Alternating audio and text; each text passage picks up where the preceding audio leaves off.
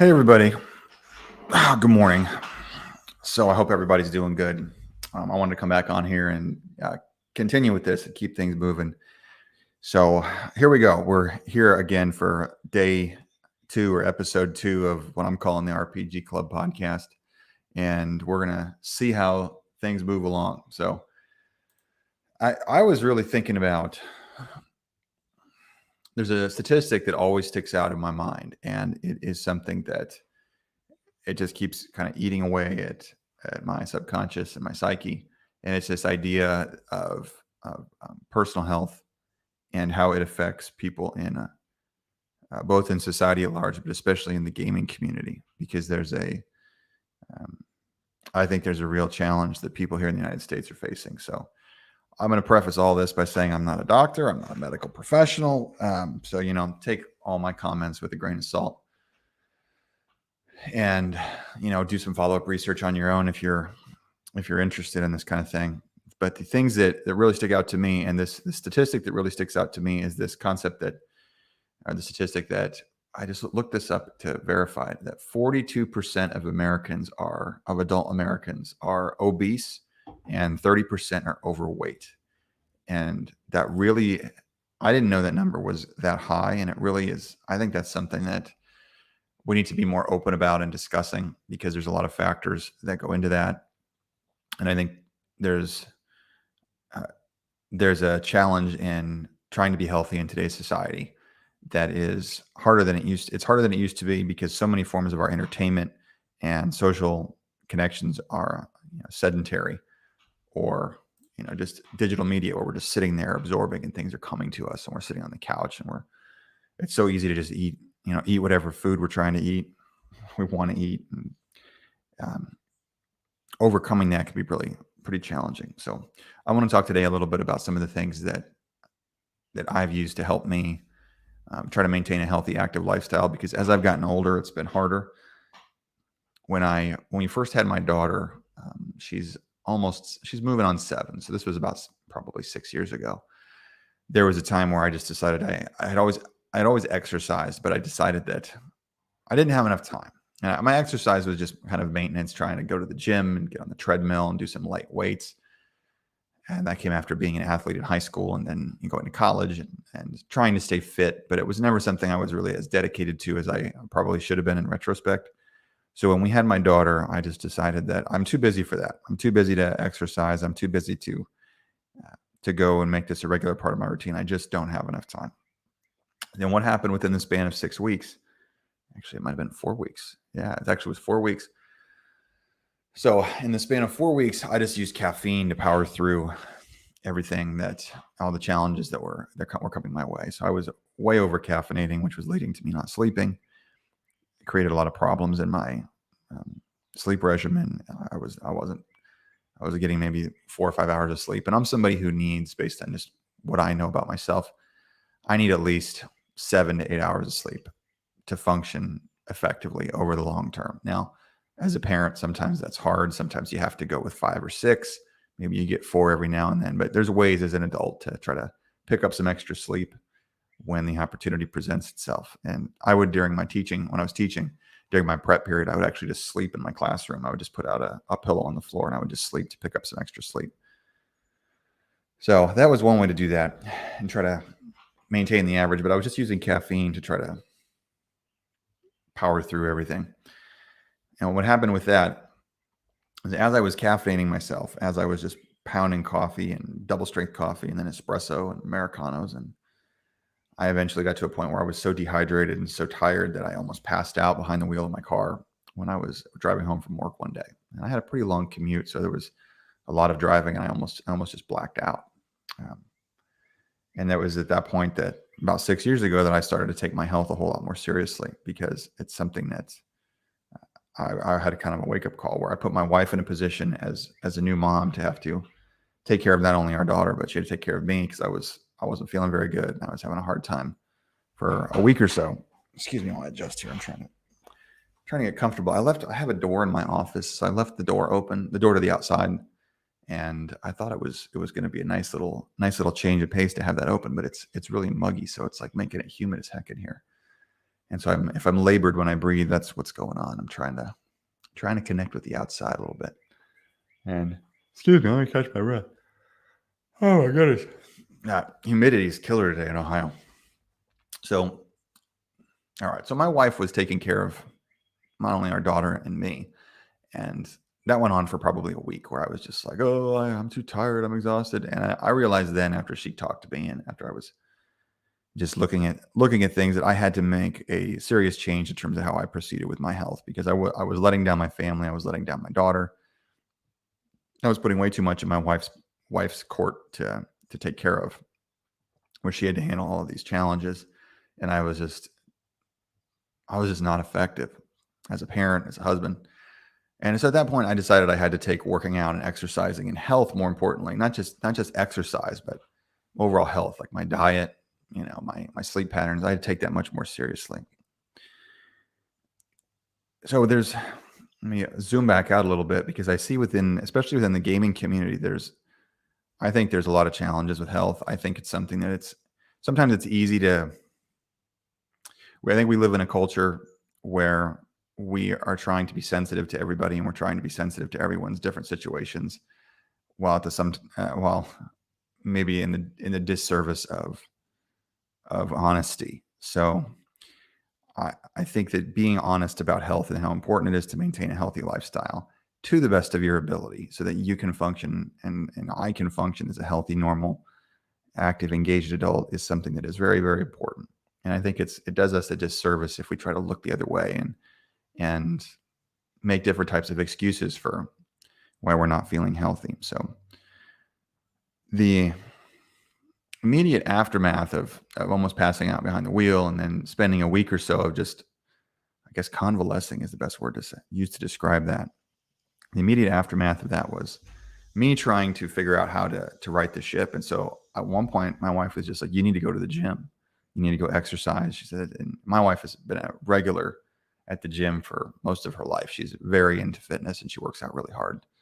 So she's like, you need to get your butt in there and you need to work out and exercise, because if you don't do that, you're going to find yourself in a really tough situation over the long term. So I remember I pulled my ass out of the chair one night after work, and I was like, I got to go to the gym. So I went to the gym, and that started to change the pattern. I feel like I broke a habit that was becoming a bad habit of not exercising, of finding excuses for why my health wasn't important. And the end result of not being healthy was letting people down. So I finally went to the gym. I finally started going to the gym. That was about 6 years ago. And I remember I'd gone to the gym and I'd exercised before, but never as like a necessity with my day, in terms of this is something that has to get done every single day. So as I started going to the gym, I noticed I started to build in healthier eating habits, because it's hard to exercise and it's hard to get a good workout in if you're not eating healthfully. And so my wife and I, we really tried to focus on eating clean food as much as possible and cooking our own meals. And I used to eat out all the time. It's so easy. It's so tempting. It's, and our world is very fast paced. So just being able to order food and even have it delivered with whether it's Grubhub or Uber Eats, it's a very easy thing to do, to just push a button and have the food show up. So fighting that urge was really hard. It was really challenging, and if you have any comments, let me know in the comments below.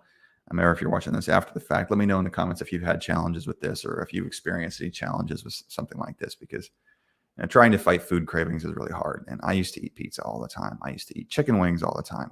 Fried foods. I used to eat, fast food cheeseburgers all the time.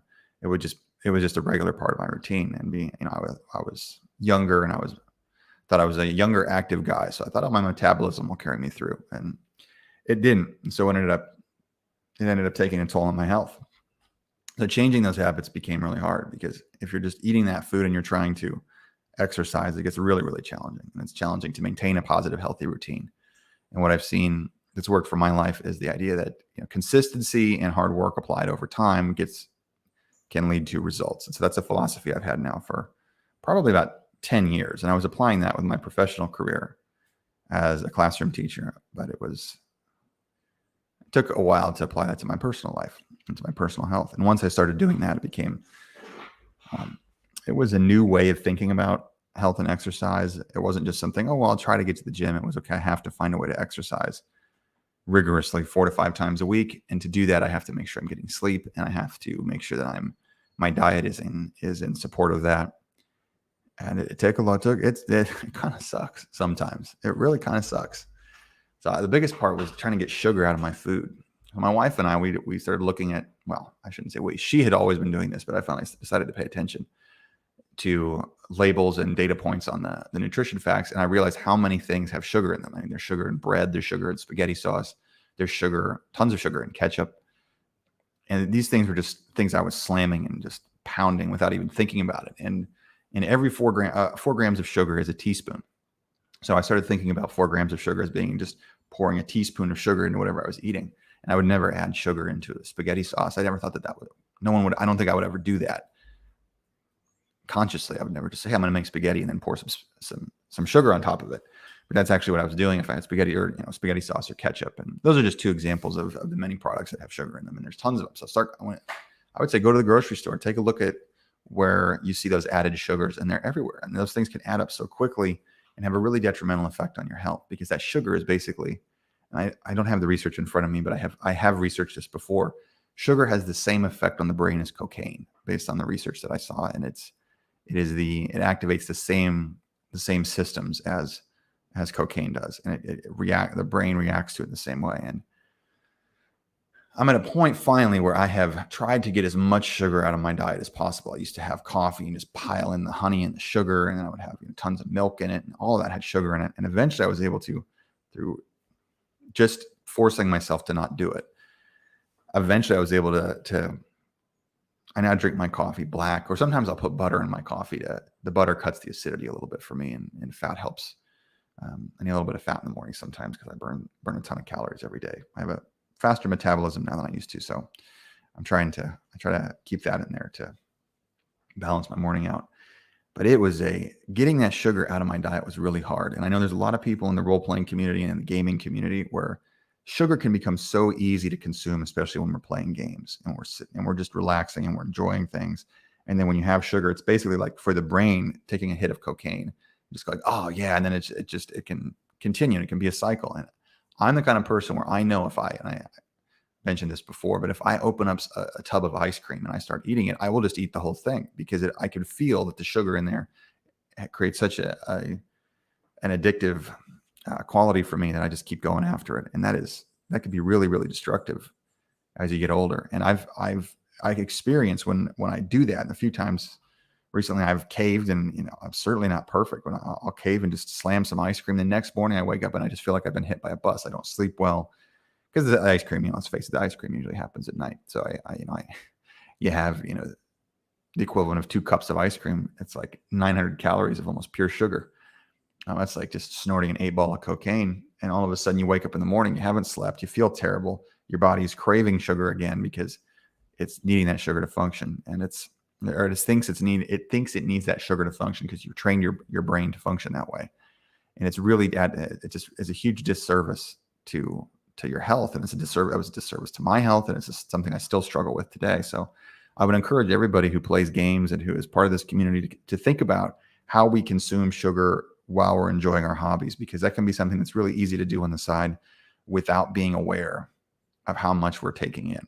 And especially if you're having fun, when you're having a good social experience, especially if you're having a few drinks, maybe you're having some beer, you can have 2, 3, 4 beers. Each beer can be like half a candy bar. And suddenly you're taking in all the sugar. Your body doesn't know how to process it. And it can be very, very problematic to you.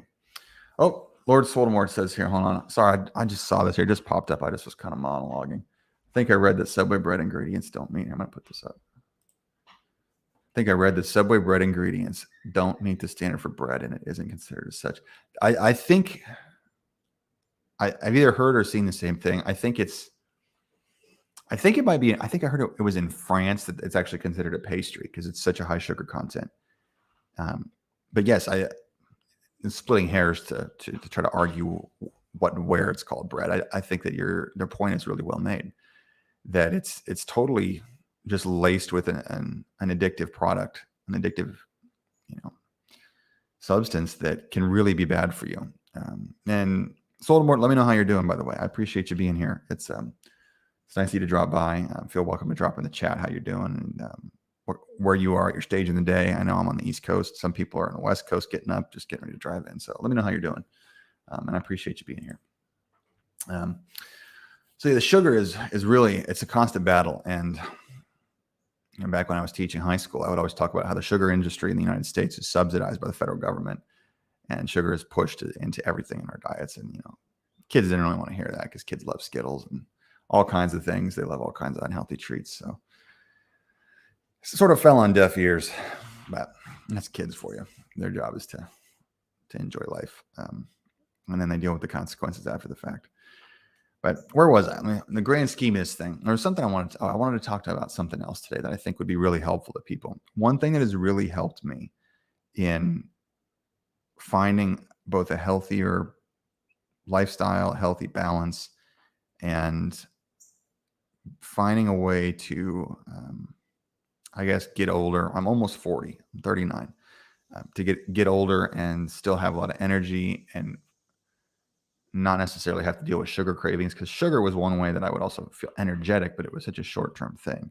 And then if you caffeinate, like for me, when I caffeinate, it just becomes something that's really, you get negative returns if you're over caffeinated. It just makes you jittery, because I think I read somewhere that caffeine in the brain, caffeine is just, it blocks the fatigue receptors in the brain. It doesn't actually give you energy. It's just blocking out how tired you are. So in a way, you're kind of like thinking like a cheesy, fantasy nerd that I am. It's like drawing upon your life force, but blocking out how much life force it's draining. And then after the fact, if you've drawn too hard on that, you've gone to the mono well a little bit too much, you're going to feel it the next day because your body is exhausted, your mind is exhausted, but the caffeine helps you block that out. Let me pull this up just a little bit. There we go. So one thing that's really helped me has been, and this has been encouraged by my wife, it's been adaptogenic mushrooms and adaptogenic, I think they're called mushroom. Yeah, I think they're all mushrooms, but they're basically natural supplements, fungi supplements that have really helped me at different times in my life. So there's one here that I want to talk about, and I'm reading off a monitor here if it looks like I'm looking away here. So the one that has been really helpful for dealing with stress and also helping with exercise, because it helps the body deal with stress. And I think it helps either with recovery or with stamina. It's called cordyceps. It's actually a zombie fungus, which is, I think, super freaking awesome. I think it grows on the back. It this fungus takes over a or is that rhodiola?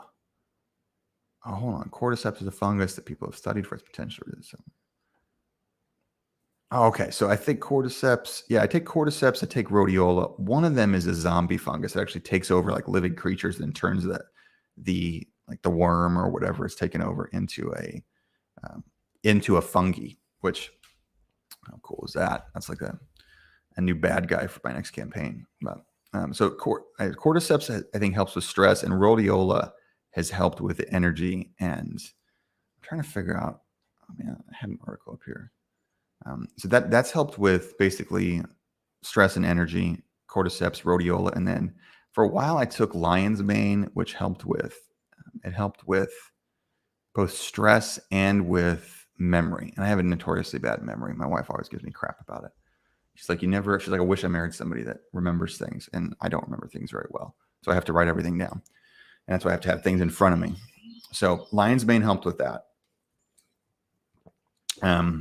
And then the one that maca is, I forget if maca is a mushroom.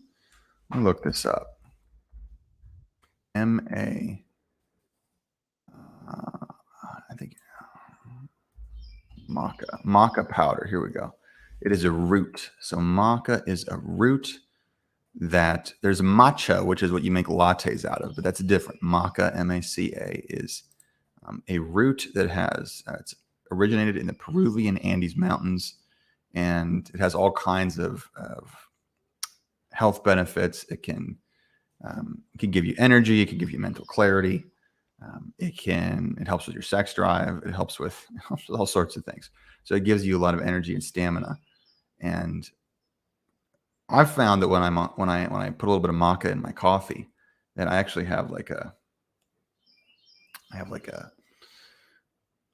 I don't know how it works, but I know I play better chess whenever I have maca, and it's like my chest game is probably 1 or 2 ranks better than if I haven't had some maca in my coffee that morning. So Voldemort says here, we're talking about, this is back to talking about caffeine. I believe it blocks angiotensin in your body, simply puts off processing that natural fatigue. In turn, people end up feeling sluggish toward lunchtime since that blocker caffeine wears off. Yeah, that sounds right. That's not, hey, oh yeah, sounds right to me.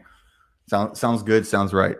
That's, I don't remember exactly where I've heard it, but that makes total sense. It sounds in line with what I've heard before too. So, yeah, it's really easy to have that second cup of coffee too. Just go, oh my gosh, lunchtime, have the second cup of coffee, try to get that energy going again. But what you're really doing is you're just blocking off all that natural fatigue, and it just craps out your body. And I mean, I think over the last 10 days, I've been way over caffeinated. So I actually didn't have much coffee this morning. I think I had just like 1 or 2 sips. And I was like, I don't think I want to do this today.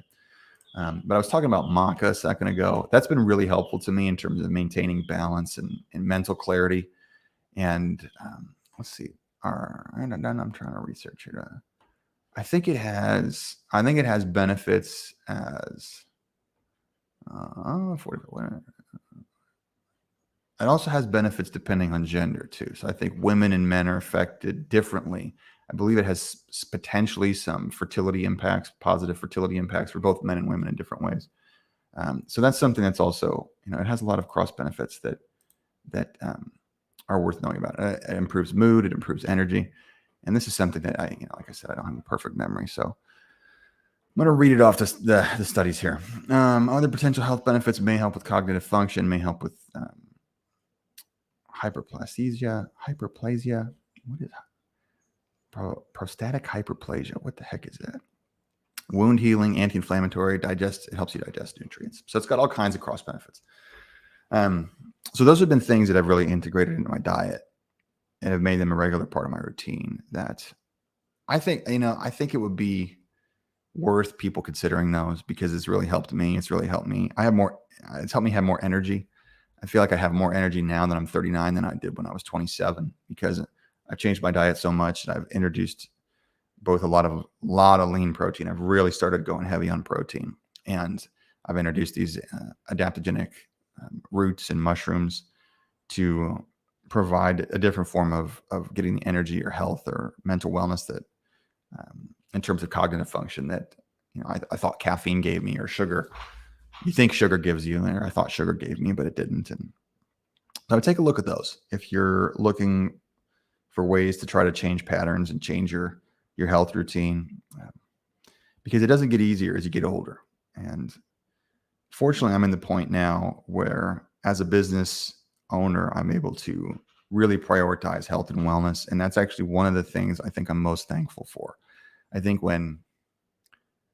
before I became a business owner, and when I would talk to people who had businesses, I would have the envy about money, and I would want to know, like, how can I get more money? Because I was really upset with how I didn't make much money as a teacher, and that was really frustrating. And so the main drive for a long time was just, I want to get paid. I want to make more money. How do I do that? And that moved into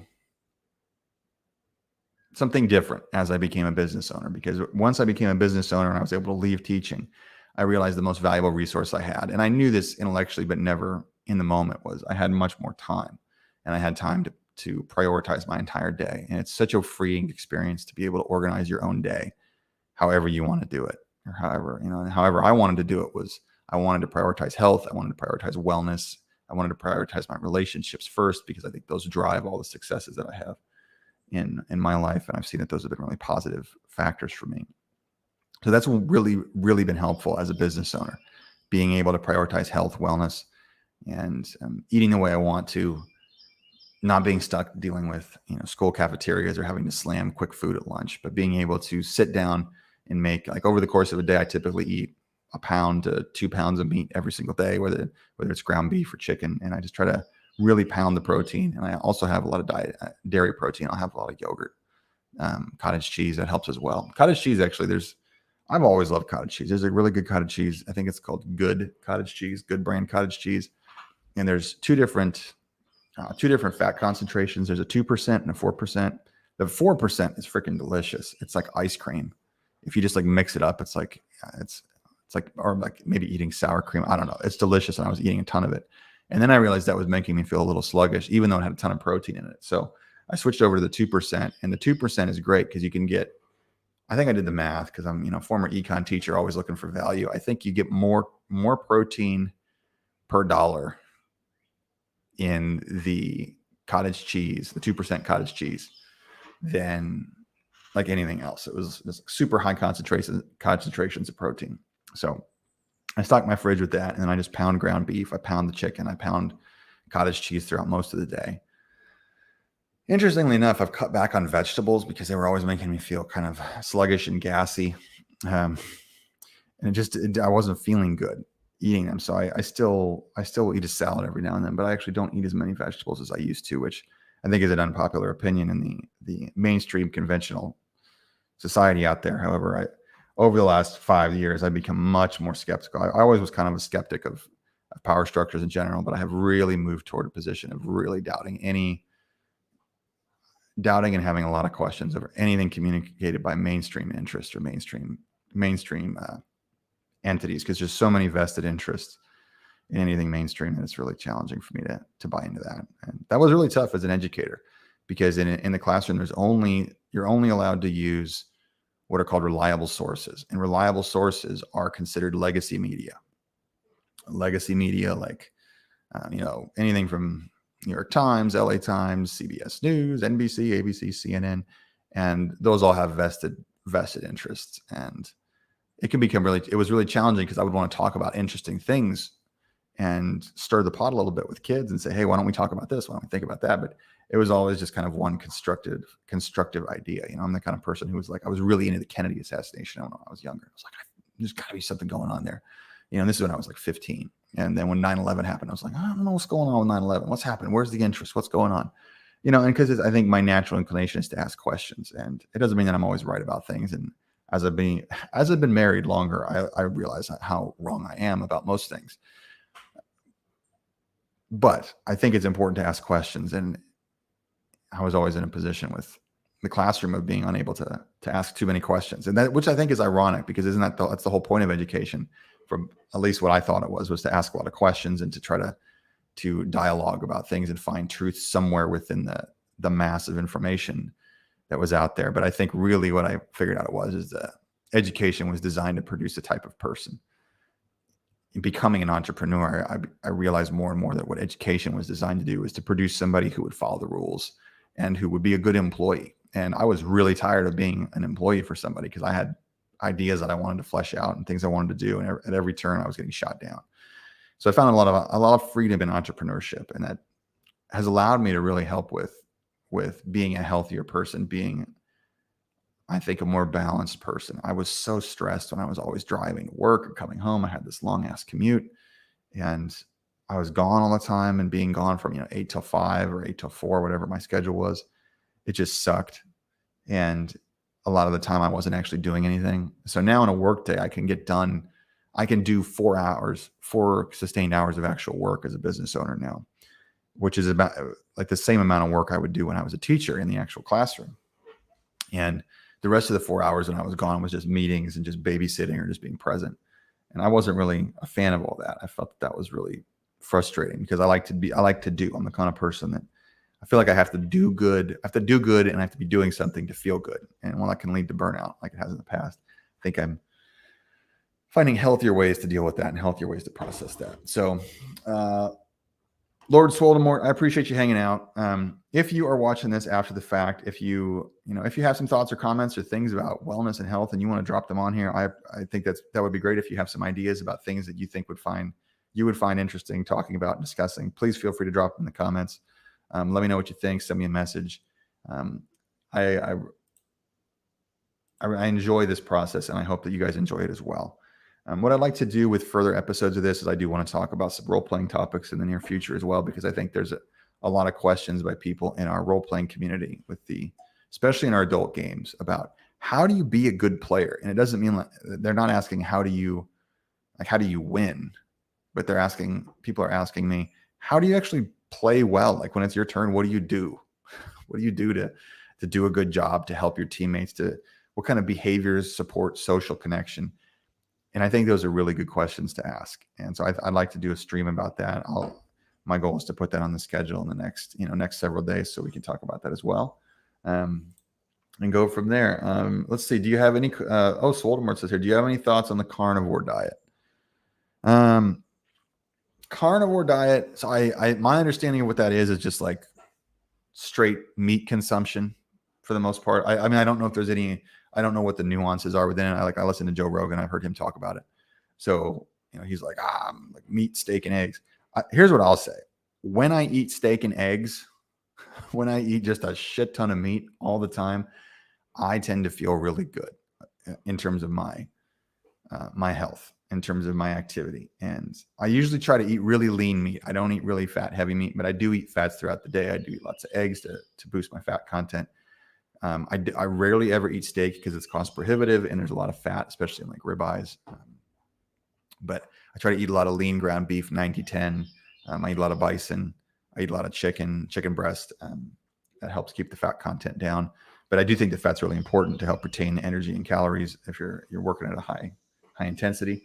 But I think it's something that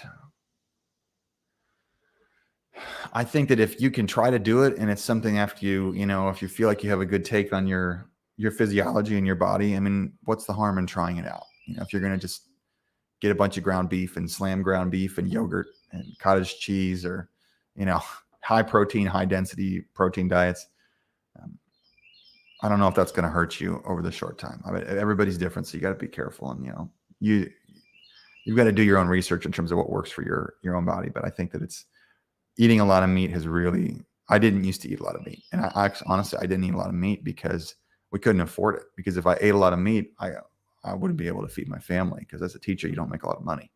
So, and I'm just talking about ground beef. I'm not talking about eating steak and all that kind of stuff. But like, it was really, really challenging. So I wasn't able to eat meat. I would eat a lot of eggs. I would eat some tuna, but that was pretty much it for several years. But then as things have changed, we've had a change of fortune with the company.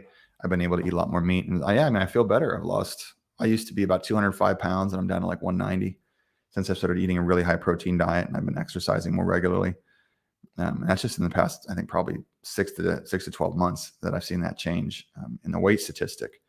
So, that's my experience with it. It certainly has. I feel good, but I also, some days I'll back off, and if I need to eat a piece of bread, or I need to eat a salad, I'll eat that. But I'm more in touch with my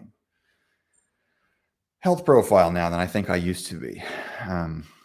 So I think the more you're in touch with and paying attention to the signals your body gives you, I think the better you're going to be able to respond to it as you get older, and as you try different things out and try different things with your diets. So, all right, well, Swoldemort, I'm going to sign off. I appreciate everybody who's watching this after the fact. Please feel welcome to, if you're in our Discord chats, to drop me a line in the Discord. Feel welcome to send me messages, drop comments on videos if there's anything you'd like me to continue with, if you have some ideas or thoughts you want to go with. And I'm going to see you all next time.